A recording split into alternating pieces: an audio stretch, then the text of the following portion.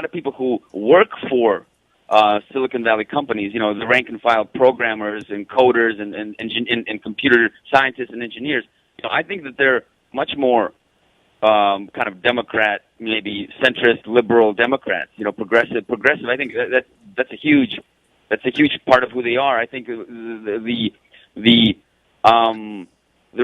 free market kind of extremism starts to show up only at the wealthier end of the Silicon Valley spectrum. So people who are venture capitalists and founders of these companies and people like that, because they really are convinced that of their own genius and that they are have gotten there by just their own efforts and by their own intellectual capacity.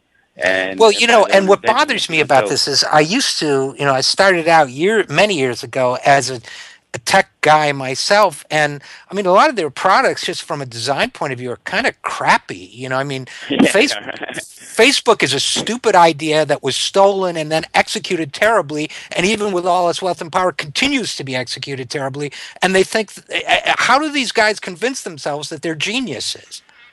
Well, I mean, it's not hard to convince yourself when you're a genius, when you're worth billions of dollars, and everybody, falls, is just drools all over you. The press drools all over you. The politicians drool all over you. I mean, it's not hard. I think it's pretty self-reinforcing. I don't know. I'm not one of these guys, but I don't think it's. I think it comes naturally, and I think you have to be particularly sensitive and insightful and kind of self-aware to not fall into that trap.